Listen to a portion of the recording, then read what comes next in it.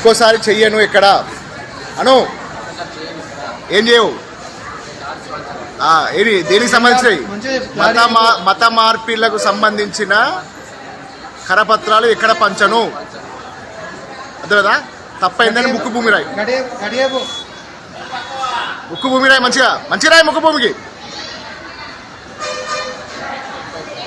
అవన్నీ చింపై అవన్నీ నువ్వే చింపై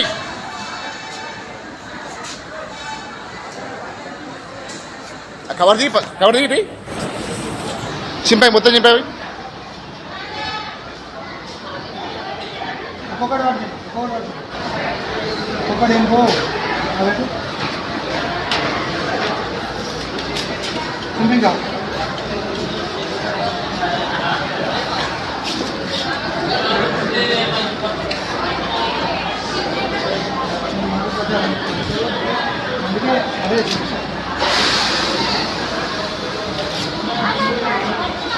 మొత్తం చింపై ఆ బుక్కులు కూడా చింపై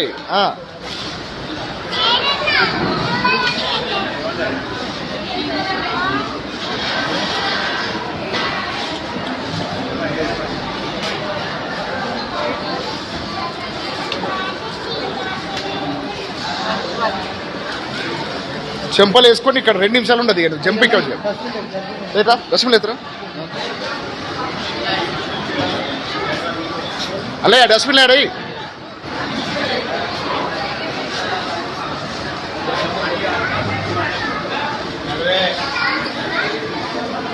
ఇంకోసారి గోదావరి లెక్క కావడాలని సంగతి చెప్తాను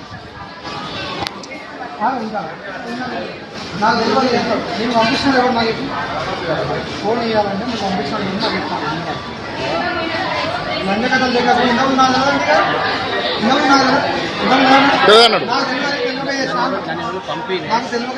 పంపే నీకు నువ్వు ఎందుకు వచ్చావు నీ అయ్య పేరు ఏం పేరు నీ భార్య పేరు ఏం పేరు నీ పేరు ఏం పేరు వేసే పని ఏంది ఇది వేసే పని ఏంటిది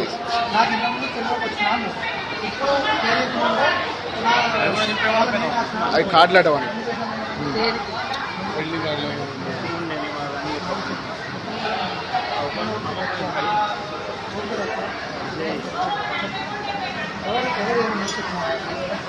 ఎవరు చెప్పాను ఇంతకుముందు నేనే నాకు వెళ్ళికి వచ్చినాను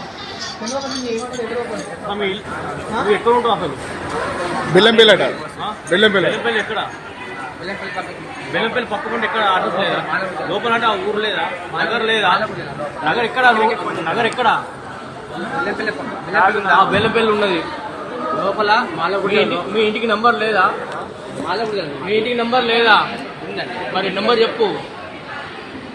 నెంబర్ చెప్పు ఫస్ట్ నీ ఫోన్ నంబర్ ఏంటిది నెంబర్తో కానీ ఇంకోసారి మాత్రం ఇక్కడ ఏరియాలో అనుకో మంచిగా ఉన్నా చెప్తాను చేయగలుగుతాం మళ్ళీ ఎవరి మూట కుట్టినావు ఎవరి మూట ఎక్కుతావు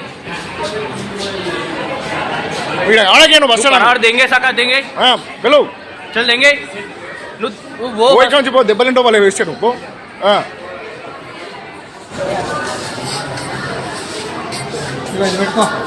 ఇట్రా ఇట్రా నువ్వు ఇట్రా ఇట్రా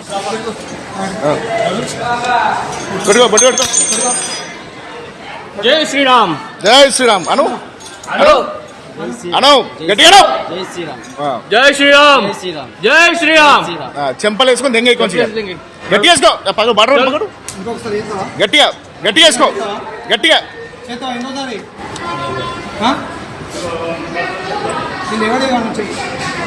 నువ్వు ఒకటి ఫస్ట్ ఏమన్నా నాకు తెలియక వచ్చినా నేను ఎవరు ఏమన్నారో నాకు చెప్పు ఎవరు ఏమన్నారో చెప్పు ఎవరు ఏమన్నారో చెప్పాలి ఫస్ట్ నువ్వేం ఫస్ట్ ఏం చెప్పి అయితే మాది బెల్లంపల్లి పక్కకు మాలగుంజరన్న కలెక్టర్ అక్కడ చర్చికి వెళ్తుంది మంచిగా అనిపిస్తుంది వాళ్ళు పంచమనిలే నేనే తీసుకున్నా నేనే ప్రింట్ తీసుకొని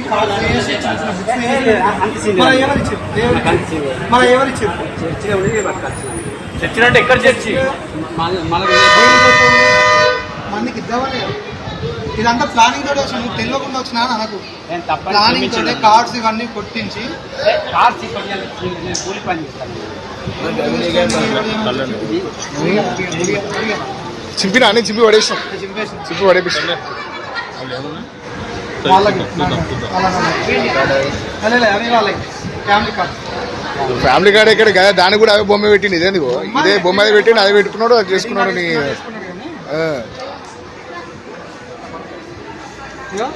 అయ్యాడ పెట్టి 3 సార్లు ఇట్లా పట్టుకొని గుంజీలు తీసి వెళ్ళిపోయి, నువ్వు వెళ్ళిపోయి. రైట్. ఇక ఉండకి ఎక్కువ సేపు దెబ్బలు తింటావు. మంచిది. పైకి లేపు, మొహం పైకి లేపు, మొహం పైకి లేపు. చలో. ఇప్పుడు వీడియో చూశారు కదా, ఎంత దారుణంగా ఈ మతోన్మాదులు ప్రవర్తిస్తున్నారు. అసలు ఈ భారతదేశంలో క్రైస్తవుల్ని ఉంచాలనుకుంటున్నారు లేదనుకుంటున్నారు నాకు అర్థం కావట్లేదు. గోదావరి కని అనేటువంటి ప్రాంతంలో, గోదావరి కని తెలంగాణలో గోదావరి కనిలో బస్ స్టాండ్లో ఒక సువార్థికుడు కరపత్రాలు పంచుకుంటుంటే వీడికి వచ్చిన నొప్పి ఏంటి నాకు అర్థం కావట్లా. ఈ మతోన్మాదులు అక్కడికి వెళ్ళి అతని పాటికి అతను ఏదో కరపత్రాలు పంచుకుంటుంటే అతన్ని అడ్డుపడి, ఎవడు పర్మిషన్ ఇచ్చాడు నీకు, ఎందుకు పంచుతున్నావు కరపత్రాలు అని చెప్పి అతన్ని ఆపి భయపెట్టి బెదిరించారు. అరే గుంపుగా వెళ్ళిపోయి పందుల గుంపులాగా ఒకని మీద అటాక్ చేయటం కాదు. ఒంటరిగా ఉన్నాడు ఆ సువార్థికుడు, ఒంటరిగా ఉన్నాడని చెప్పి మీరు 5-6 మంది వెళ్ళి అతన్ని భయపెట్టి అతని మోకాళ్ళ మీద కూర్చోబెట్టి కరపత్రాలని, దేవునికి సంబంధించిన పుస్తకాలని అతని చేతులతోనే చింపించేసి సునకానందం పొందుతున్నారా మీరు? సిగ్గుందా మీకు? ఈ గోదావరి కని ఉన్న వాళ్ళతో నేను అడుగుతున్నాను, మీకు నిజంగా మనుషులైనా మీరు పశువుల కంటే హీనంగా ప్రవర్తిస్తున్నారే? ఇది కరెక్ట్ అనిపిస్తుందా మీకు? క్రైస్తవులారా గమనించండి, అసలు ఈ దేశం ఎటుపోతుంది, క్రైస్తవుల ఈ స్థితి, క్రైస్తవుల విలువ ఎంత నీచానికి దిగజారిపోతుందో మీరు ఆలోచించండి. ఒక సువార్థికుడు తన పని తను చేసుకుంటున్నాడు, కరపత్రాలు పంచుకుంటున్నాడు తప్ప బలవంతంగా ఎక్కడికైనా వీధిలోకి వెళ్ళాడా, ఊరిలోకి వెళ్ళాడా, ఎవరితో అయినా మాట్లాడడానికి వెళ్ళాడా? లేదు కదా. పబ్లిక్ బస్ స్టాండ్లో అతను కరపత్రాలు పంచుకుంటుంటే వీళ్ళకేంటి ప్రాబ్లం? అక్కడ ఒక కానిస్టేబుల్ కూడా ఉన్నాడు, అతను కూడా ఇతను మొబైల్ లాగేసుకొని, సువార్థికుడు మొబైల్ లాగేసుకొని, ఇదంతా కేవలం ఎందుకు తెలుసా? ఒంటరిగా వెళ్ళాడు సువార్థికుడు, ఒంటరిగా వెళ్ళాడు కాబట్టి అతన్ని వాళ్ళ చేతుల్లోకి బొమ్మలాగా తీసుకొని అతన్ని ఆడించే ప్రయత్నం చేసి బలవంతంగా కరపత్రాలు చింపించేసి అతని నెత్తి మీద బొట్టు పెట్టిస్తారు. బలవంతంగా బొట్టు పెట్టించి జై శ్రీరామ్ అని చెప్పిస్తారా? ఇది మీకు కరెక్ట్ అనిపిస్తుందా? గోదావరి కనిలో, తెలంగాణ గోదావరి కనిలో ఈ సేవకుని ఇలా చేశాడు. ఇది ఎంతవరకు కరెక్ట్ అనిపిస్తుంది? ఎంతవరకు రైట్? ఇది ఇలా ఎంతకాలం చేస్తారు? ఇక క్రైస్తవుల్ని బ్రతకనివ్వరా? ఖచ్చితంగా మీ మీద యాక్షన్ తీసుకుంటాము. ఆ కానిస్టేబుల్ ఎవడైతే అక్కడ ఉండి, ఆ కానిస్టేబుల్ ఉండి ఆ సువార్థికుడి మొబైల్ లాగేసుకొని, ఎందుకు వచ్చావు చెప్పు, ఎవరు నీ వెనక ఎవరున్నారా? నా వెనక ఎవరుంటారు? వెనక ఏం చేశాడు? బాంబులు పెట్టడానికి వచ్చాడు, బస్ స్టాండ్లో చంపడానికి వచ్చాడు. ఎవరినన్నా? కరపత్రం పంచడానికే కదా వచ్చాడు. ఆ కరపత్రంలో ఏం తప్పు ఉంది చెప్పి మాట్లాడాలి మీరు నిజంగా మగాళ్ళే కనుకైతే, ఒక అమ్మకే ఒక అబ్బకే కనుక మీరు పుట్టుండుంటే ఆ కరపత్రాల్లో ఉన్న తప్పేంటి? అందులో మతం మారండి లేదా మీ దేవుడు అబద్ధము అన్నటువంటి పాయింట్లు ఎక్కడన్నా ఉంటే అప్పుడు మీరు అడగండి. ఎందుకు కరపత్రాలు పంచడం మా హక్కు, తప్ప అది? ఆ కానిస్టేబుల్ ఎలా మాట్లాడుతున్నాడు? అతన్ని ఒంటరివాణ్ణి చేసి 5-6 మంది కలిసి అతన్ని అటాక్ చేసి కరపత్రాలు చింపించి అతనితో బొట్టు పెట్టించి, కుంకుమ బొట్టు పెట్టించి జై శ్రీరామ్ అని చెప్పించడంలో మీకు ఉన్నటువంటి ఆ సునకానందం ఏంట్రా? అందుకే నేను అంటున్నా, సేవకులారా గుర్తుపెట్టుకోండి, మీరు ఒంటరిగా వెళ్ళొద్దు అంటున్నా. అందుకే సువార్త ప్రకటించడానికైనా, కరపత్రాలు పంచడానికైనా నోరు చచ్చిన వాళ్ళు అసలు సువార్తకి వెళ్ళొద్దు, మాట్లాడలేని వాళ్ళు సువార్తకి వెళ్ళొద్దు. ఆ సువార్తకు నేను అంటున్నాను, అరే మీకు అంత ధైర్యం లేనప్పుడు ఎందుకు వెళ్తారు సార్ కరపత్రాలు పట్టుకుని బస్ స్టాండ్లోకి, రైల్వే స్టేషన్లోకి, రోడ్ల మీదకి, వీధుల్లోకి? సమాధానం చెప్పడానికి చేత కాని వాడివి ఎందుకు వెళ్ళావు? పెద్ద పోటుగాడిలాగా కరపత్రాలు పట్టుకొని సిగ్గుండక్కర్లా నీకు? నలుగురు చేరంగానే కరపత్రాలు చింపి పడేస్తావా? నలుగురు చేరంగానే కొడతారేమో, కొడితే కొట్టని ఏం చేస్తారు? బస్ స్టాండ్లో చంపేస్తారు నేను బహిరంగంగా. అంత ధైర్యం లేని వాడివి ఎందుకు వెళ్ళావు సువార్త చెప్పడానికి? అంత ధైర్యం లేని వాడివి కరపత్రాలు పంచడానికి ఎందుకు వెళ్ళావు? ఎవడెళ్ళమన్నా నిన్ను? పెద్ద పోటుగాళ్ళ వెళ్ళిపోయావు కదా. కరపత్రాలు చింపమంటే చింపేశావు, పుస్తకం చింపమంటే చింపేశావు, బొట్టు పెట్టుకోమంటే పెట్టుకున్నావు, జై కొట్టమంటే వాళ్ళ దేవుడికి జై కొట్టావు. సిగ్గులేదు నీకు కొంచెమైనా? ఎవడెళ్ళమన్నా నేను సువార్తకి? నీ చర్చలు నువ్వు చేసుకోవచ్చు కదా. ధైర్యం లేనప్పుడు ప్రశ్నించే ధైర్యం లేనప్పుడు, రూల్స్, లాజిక్స్, కాన్స్టిట్యూషన్ మనకిచ్చిన హక్కు మాట్లాడలేనప్పుడు ఎవడు కూడా సువార్త చెప్పడానికి వెళ్ళొద్దు, కరపత్రాలు పంచడానికి అసలే వెళ్ళొద్దు. వెళ్ళి చావ చచ్చిన చెమటల్లాగా వెలికి తిరిగి రావద్దు. వాళ్ళ కుంకుమ బొట్టు పెట్టేసుకొని భయపడి మహా అయితే కొడతారు, అంతే కదా, కొట్టించుకో.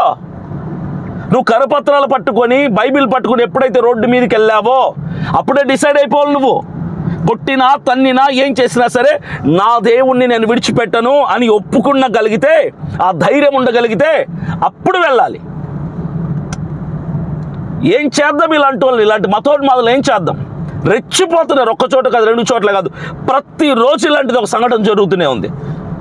నిన్న చూస్తే VBSలోకి కొంతమంది బజరంగ్ దళ్ వాళ్ళు వెళ్ళిపోయి అక్కడ VBSలో ఉన్నటువంటి చార్ట్స్ అన్ని పీకేసి, ఆ ఫోటోలన్నీ పీకేసి రచ్చరచ్చ చేశారు అక్కడికి వెళ్ళిపోయి. ఎవడిచ్చాడు ఈ హక్కు వీళ్ళకి? అసలు గవర్నమెంట్ ఏం చేస్తుంది? ప్రభుత్వాలు ఏం చేస్తున్నాయి? మన క్రైస్తవులు, మన పాస్టర్లు ఏం చేస్తున్నారు? నాకు ఆ వివరాలు పంపించండి, నేను వస్తా, నేను కేసులు పెడతా, నేను నిలబడి మీ పక్షాన మాట్లాడతా, పోరాడతా. ఖచ్చితంగా వీళ్ళైతే గోదావరికి అని కూడా వెళ్ళే ప్రయత్నం నేను చేస్తా. చూద్దాం ఎవడు ఎలా బుట్టు పెట్టిస్తాడో, ఎవడు ఎలా కరపత్రాలు చింపిస్తాడో. అవే కరపత్రాలు తీసుకుని నిలబడతా నేను కూడా.